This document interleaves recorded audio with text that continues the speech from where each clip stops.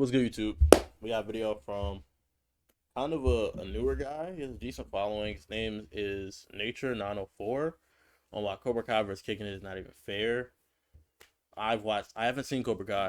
I've seen the original Karate Kid and I've seen Kickin. Why does it got the tuxedo Sam? What they call it? The Uncle Sam type cut, bro. What is this? But yeah. It's your boy Slide on your timeline. You know what I'm saying? Gonna get into this video, see how Kickin it scales with Cobra Kai, see what my boy talking about. Hope he comes with like facts and logic again. No, we're all pre-liking the video. If it's bad, unlike it. You know, it's better than disliking. As always, make sure y'all boys drink out some water, get y'all some good sleep, and get y'all some sunlight. Discord com is linked in the description. Make sure you tap in with the Discord com. You get notified every time I post a video, which is 3 times daily for YouTube, and just daily uploads for every other platform. You'll also be notified every time I go live. So if you want to, be efficient and not have to like struggle to find all my stuff in the Discord com, we got tags for the socials, and that's where we do events like therapy, confessions, all types of stuff. So yeah, tap on Discord com for sure. You got 24 hours to do 3 good deeds, and that's about it, man. I can't really think of nothing else inside my head that I may be missing. So without further ado, it's your boy Slide on your timeline. Let's get straight to the video.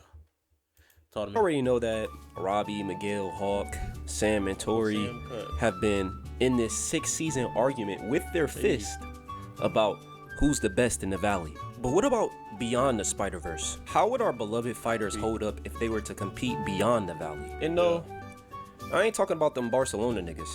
I'm talking about them real fighters. This particular individual was a Hall of Fame martial artist before Miguel was even born. And you may already know who that is. Jack Brewer. None other than the notorious bad boy of Seaford himself, Jerry. Hell no. Jerry was tough too. To be fair, Jerry is one of the toughest ones up there. He's like Michelangelo. His potential was like insane.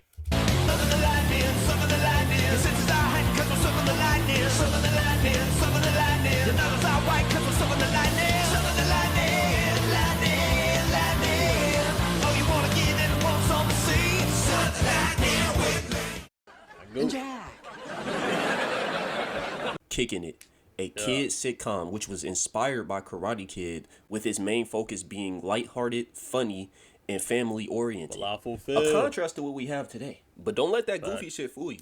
These motherfuckers really got hands. And when I say they got hands, play Miguel real quick. Now play that.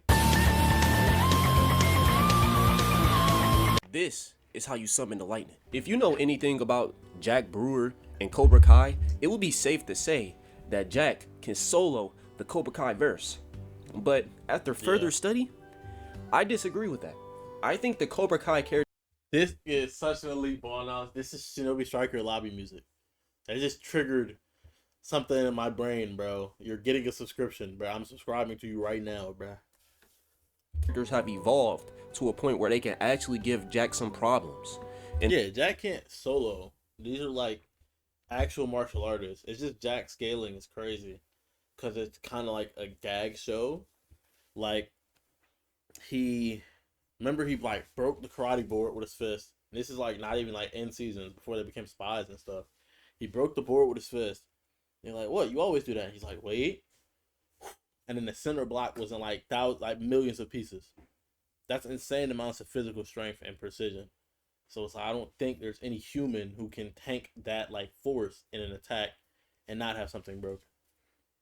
And this is like pre-peak Jack. You feel me? So it's like, he scales pretty hard, bro. And that's what we're going to be talking about today. Today, we're going to be taking not only Jack, but all of Bobby Wasabi and putting him against the top dogs of the Cobra Kai verse, so we can finally see which show was really the best around. First, we'll start off with individual matchups, going from the weakest of each of the dojos all the way to the senseis. And when we get to the higher competition, we'll start breaking down each of their fights so we can truly analyze their skill set. And after that, we'll do team matchups similar to the Sekai Tekai to see which team itself is actually the best. The rules are going to be tournament based, but we'll talk about a real fight between these boys later.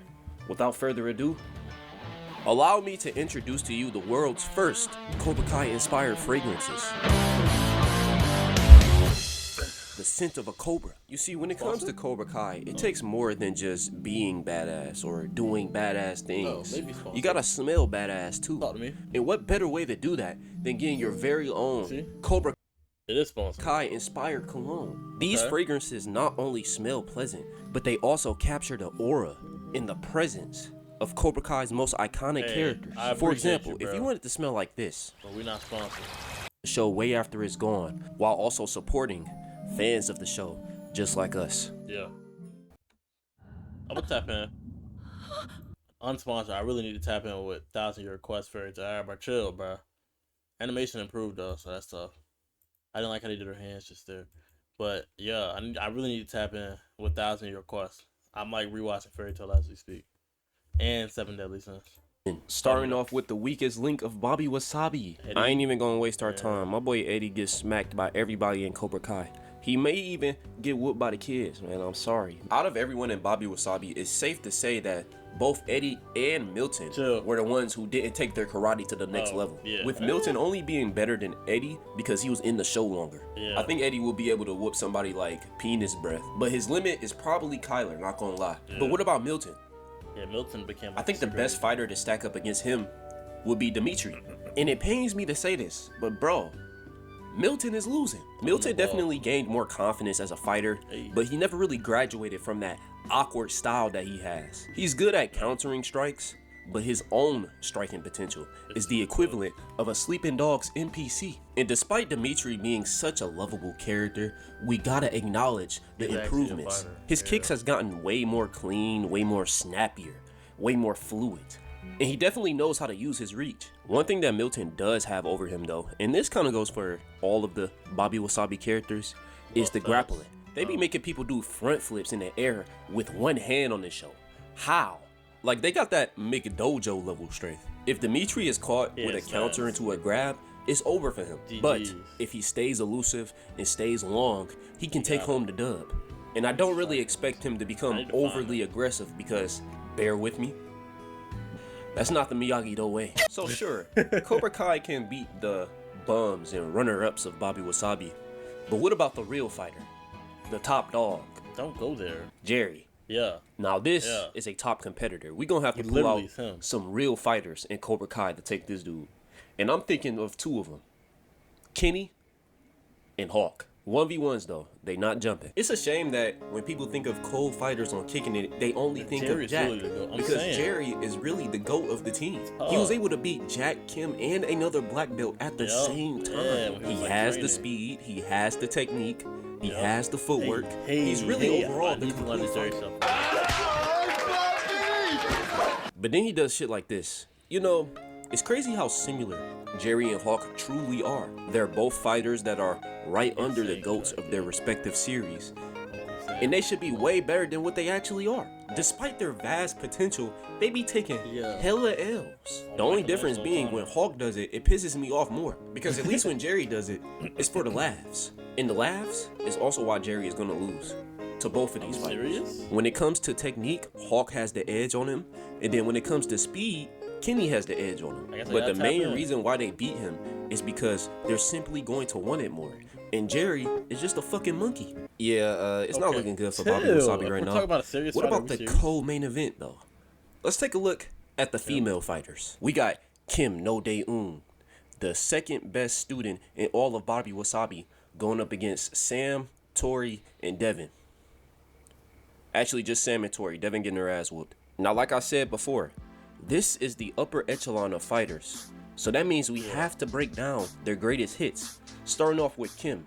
Now, Kim has always like been the Jerry best in the was series other I than don't know Jack. ball, though. She started off as one of the head of the Black Dragons, but then she switched dojos to Bobby Wasabi on some Cobra Kai shit. But in the last season, she switched dojos again to go train at a temple with a Grand Master. But then she came back and fought 3 black belts at once. Miguel, let's take a look at this fight right here. The thing that I'm most impressed about is how she's able to take the momentum of someone twice her size and make him do a front flip in the air. Then she catches the kick coming in and immediately does a spinning elbow. Notice how when she finishes her counter, she turns her attention to the other dude. This is that Arkham City level combat. She got 3 black belts out of there in under 10 seconds because Kim is him. Now let's take a look at Sam and Tori. Man, please don't show I used to hate watching these girls fight. Their form was weird, their style was off. We used the Spectrum Savings Calculator before. Unsponsored, but that might be the good thing about Cobra Kai. You can kind of see the development. Kicking it. There's development there too, but like they weren't all like awkward unless they were like Eddie and Milton, you know. And whatever that was, never want to see it again. But this is when the true beauty of Cobra Kai comes out. When you compare how ass they used to fight in the earlier seasons to how they fight now, it makes the whole journey worth it. We got Tori Stunt Double out here going crazy. And I hate to say it, but they moving more advanced than Kim. You can honestly tell that Samantha is Daniel LaRusso's daughter. She has been hitting her katas. She has been getting her forms down. The defense is immaculate. Just look at how she can easily counter people. And I love Daniel LaRusso's daughter. She has been hitting her katas. She has been getting her forms down. The defense is immaculate. Just look at how she can easily counter people. And I love the unique stances. But there's a problem here. Her ass is a little too much like her father, with both of them having negative athleticism. There's a couple times in this Sekai Tekai where Sam just simply struggles to keep up and she gets punished for it. Even with her 2v1 at the end, she was still getting tagged. Somebody that's quicker than her, like Spanish Hawk for example, can defend every single one of her attacks with no problem. And the fighters that she was getting bested by are not above Kim's level. Kim can do these type of moves to her. So while Sam has displayed superior technical ability, I think if she was to get into a fight with Kim, she would not be able to keep up with her pace. Now Tori, on the other hand, does not have this problem. First off, she showed the advanced techniques. She has the throws. She can fake a body kick into a head kick and follow it up with this move. I don't know what that is, but that's cold. But what's more important than these flashy moves is her reaction time. In the brawl, she was able to go toe-to-toe with Zara and was actually getting the better of her until they started jumping. And she's got to be one of the fastest people in the tournament. The only time she was getting tagged, she was either fighting Zara or she was on that Robbie shit, not being locked in. So with both speed and technique into consideration, I believe Kim beats Sam but loses to Tori. It's time for what we all been waiting for. Jack. If Miguel or Robbie were to fight Jack, how would that fight actually go? Now we all know that Miguel is the MVP. The thing I messed with about Jack is he was a fighter IRL, and I think he would have been a great candidate to play MVP of the Sekai Tekai. He saved his whole team from elimination multiple times, and he fought many tough opponents. Some of them had different styles like wrestling and capoeira, and he still was able to defeat them, proving that Miguel is almost a complete fighter. I think because it's a live show too. I mean, they're both live, because it's like cinematic and kind of movie-like, and it's supposed to encapsulate real world instead of like this kind of fictional town based on real world. They're doing variety fights, which is tough, and it is gonna give them a technical advantage 9 times out of 10, especially being 6 seasons long compared to like Kickin' It, where it's like it's just this small thing that kind of expands a little bit towards the end. But I think scaling wise, you can almost always give it to a Kickin' It character, right? Except for maybe Speed, which he's been saying, and Speed, I think it's a good criteria. It's kind of weird outside looking in to ignore like those other characteristics. But with speed and technique in consideration, even if the person scales significantly above you in power, their durability is still human. So it's like with your technique and speed, you can ensure they don't hit you and even whiff punish. Successfully using both Cobra Kai and Miyagi-Do to his advantage. But I can't even lie to you right now, bro. Jack is different. When it comes to a tournament-based matchmaking, Jack clearly has the speed advantage on Miguel, not only with striking, but his reaction time as well. In the Carson fight, we can even see that he can counter being thrown. Like, who does that? He also shows that he also has the ability to adapt in this fight. Realizing that his opponent is cheating, padding his hand wraps to hit harder, he stopped trying to block his attacks and started weaving. It just seems that everything Miguel can do, Jack can do better. Miguel has that dog in him, but he can lose focus and fight a little sloppy sometimes. And a nigga like Jack is going to take advantage of that. But as cold as Jack really is, he is not unbeatable. He has a weakness. And this weakness was shown in the Jack versus Rudy fight. If we take a look at when he fought his own sensei from a different dojo, we can see that Jack is vulnerable to solid defense and good counterattacks. You can see this fact the very moment. This video is like a relatively new video. I'm still subscribing, it's a great vid. But this is a relatively new video, 4 months ago. We're not talking about any of the in-series stuff, except for the chem feats, which is interesting. Also, when you subscribe, make sure you hit the bell. You know what I'm saying? Both on YouTube and Twitch so you don't miss the movement. The fight begins. And Jack even acknowledges this. But when his sensei really focused, he started fighting in a way that is all too familiar. That's right. Miyagi-Do. Unsponsored. So last night. It's on my face, man. I'm him. Hold on. I can check the VAR on stream to see where I was. I'm not full screen, so I couldn't see where I was. That's lame. We got the Jack. Solid defense. Yada, yada, yada. Adapting. Carson. Yada, yada, yada. Yada, yada, yada, yada. Rudy locking in. Right. The notorious Miyagi-Do way. And this is where I feel Robbie will steal the show. If we take a look at when Robbie fought Miguel at the beginning of season 6, he was about to lose. But he made that comeback because he became more patient. And this is Robbie at his best, when he's able to counter and exploit the mistakes of his opponent. But Robbie will not comfortably win just because of this. Jack still has the speed on him, and he has the takedown defensibility. But I feel Robbie will be less susceptible to this because of his patience, because he will take his time during the fight. Robbie also has cleaner offensive ability when he wants to. We've seen the air combos he was doing against Quan. He did a triple kick in the air, and he finished his ass. Then he finished him and his teammate after that. Now, this isn't anything that's new to Jack. He has definitely bested opponents on this level. But I feel like this, combined with the Miyagi-Do fighting style, can give him the edge. Both of these are 100% high difficulty fights. But in the end, I'm going to have to say Jack beats Miguel, but loses to Robbie. And finally, it's time to talk about the senseis. Johnny LaRusso and Daniel Lawrence versus Sensei. If it's a high def fight, Jack in stats skills higher. Rudy Gillespie! SP.